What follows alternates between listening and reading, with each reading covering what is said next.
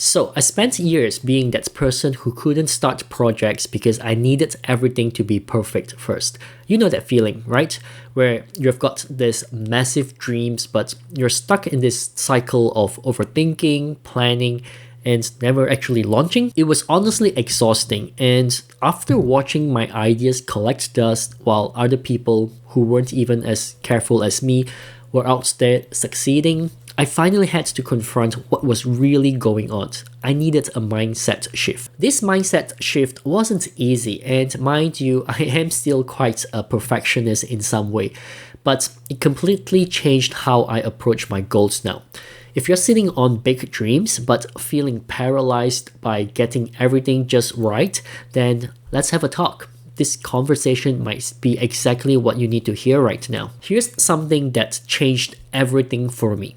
Understanding the concept of diminishing returns. You've probably heard of the Pareto principle. I hope I pronounced that right. Well, this principle, the idea that 80% of results come from 20% of efforts. But the flip side is what kills perfectionists. The last 20% of perfection eats up 80% of your resources while adding minimal actual value. Think about that. While you're spending weeks polishing one project to your definition of perfect, others are launching 5 good enough projects and learning from real-world feedback. I remember many years ago when I spent 6 months refining a mobile app that would have been 95% as effective if I've launched it after just 4 weeks.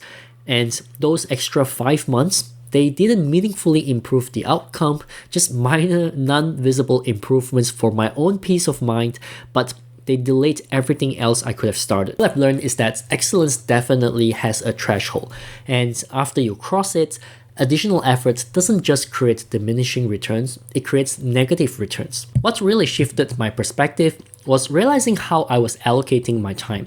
Each hour spent refining something that's already excellent is an hour not invested in something new with more potential. That's the resource trade-off perfectionists rarely acknowledge. In the book Atomic Habits, James Clear writes about how small improvements compound over time. But there's a flip side that hits perfectionists hard. While you're obsessing over insignificant details, you're not planting the seeds that could be growing into your next big win. The gap between excellence and perfect is rarely visible to anyone but you. I once asked 10 people to evaluate 2 versions of a project, one I considered excellent and one I had spent an additional week refining to near perfect. Not one person could constantly identify which was which. All that additional effort to make it perfect was essentially invisible. Also, the market consistently rewards consistent good work more than occasional perfect work. Look at any successful creator, entrepreneur, or artist. They are prolific before they are perfect. They understand that consistency beats occasional brilliance every time. The evidence is everywhere if you're willing to see it. Here's where perfectionism gets truly expensive. Opportunity cost. Every delayed launch has a compounding opportunity cost you never see. It's invisible but massive. While you're perfecting in isolation, you miss critical real-world feedback that would genuinely improve your work. And here's the thing. The perfect outcome you imagine is often less valuable than the unexpected opportunities that emerge from releasing good enough work into the world. I once spent 12 months making a perfect app before launch, only to discover after release that what users actually wanted was something completely different. All that perfecting was wasted effort. If I had launched a simpler version months earlier, I would have learned this crucial information and pivoted accordingly. Also, you can sort of tell I learned a lot from making mobile apps. This is where understanding compound growth becomes essential. Success compounds. The sooner you start, the sooner that growth begins working for you. In the book The Psychology of Money, Morgan Housel writes about how Warren Buffett's wealth isn't primarily due to being smarter than everyone else. It's because he started early and let compounding work its magic for decades. Every day you delay launching is a day lost to compound growth. And here's what perfectionists often miss. Real innovation happens through iteration after launch, not polishing before launch. The most valuable improvements emerge from seeing how real people interact with your work, not from theoretical perfecting in isolation. Perhaps more importantly, the most valuable opportunities typically come from unexpected directions after releasing imperfect work. So many success stories began as something completely different before evolving based on real-world feedback. When you hold back waiting for perfection, you close the door on these possibilities that you couldn't possibly anticipate. Now, this might sting a bit, but I need to be honest. Perfectionism is often just socially acceptable procrastination. When I finally got real with myself, I realized my perfectionism wasn't about excellence at all. It was about fear. Fear of judgment, fear of criticism, fear of the failure. It's not ready yet sounds so much better than I'm terrified people will think it's bad or I'm scared this won't work. But they often mean exactly the same thing. And let's face it, that's the perfect cover-up for a perfectionist. The pursuit of flawlessness creates a sort of elegant excuse to never risk real vulnerability. And without vulnerability, there's no possibility of genuine connection or breakthrough success. The more I examined my own behavior, the more I recognized something uncomfortable. Perfectionism provides this seductive illusion of productivity while actively preventing completion. You feel busy, you're working hard, but nothing ever gets finished. Nothing ever sees the light of the day. Nothing ever has the chance to actually succeed. What's worse is waiting for that mythical, perfect moment to launch your product.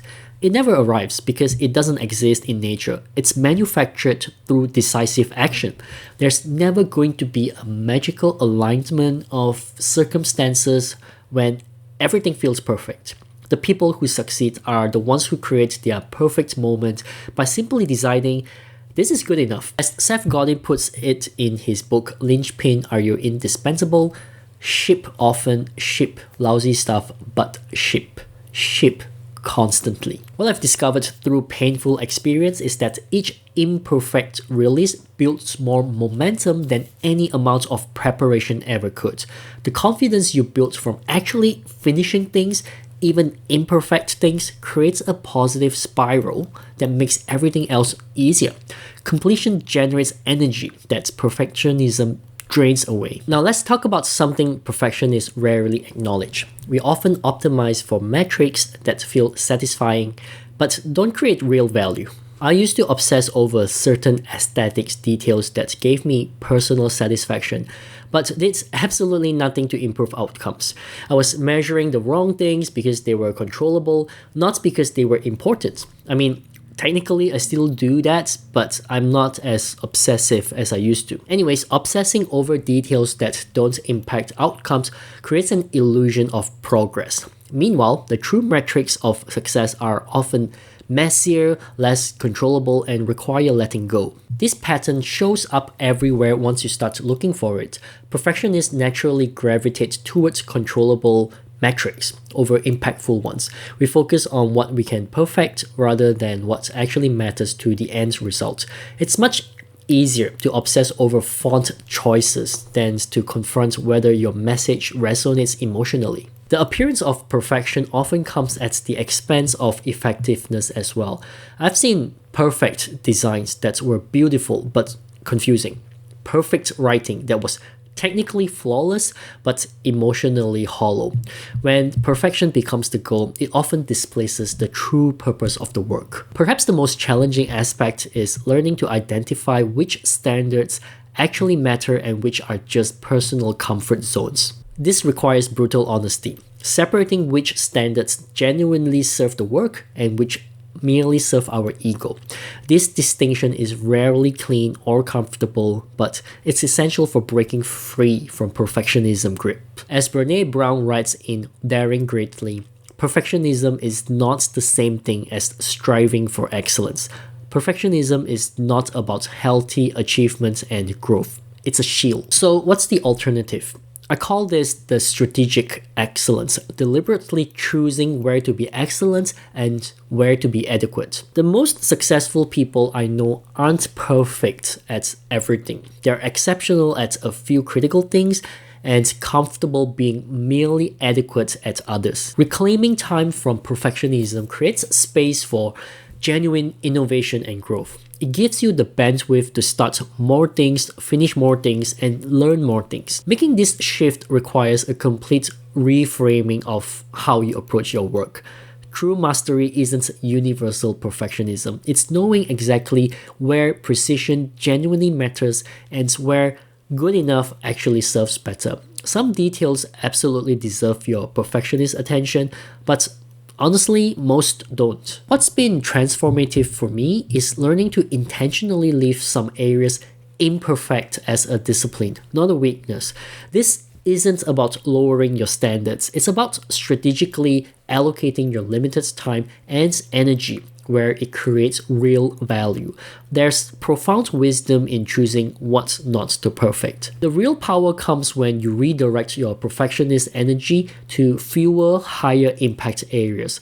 Channel that incredible attention to detail of yours where it genuinely creates breakthrough results, not where it merely soothes your anxiety. Your perfectionism isn't bad, it's just been misapplied across too broad a surface area. And I'd also like to add that done repeatedly is better than perfect occasionally. Let me leave you with this. Your big dreams don't need perfectionism. They need your courage to release imperfect work consistently. They need your willingness to be vulnerable. They need your strategic excellence, not your universal flawlessness. The world needs your ideas more than it needs your perfection. And honestly, what we call perfectionism is often just fear wearing a productive disguise. If you have trouble stepping away from being perfect, you can do what I did, which is start a YouTube channel. It is one of the best ways to keep yourself on your toes, and you'll soon understand how being perfect can block personal growth. Be sure to check out the video over here. Right, that's it from me. Thanks for watching, and I'll see you in the next one.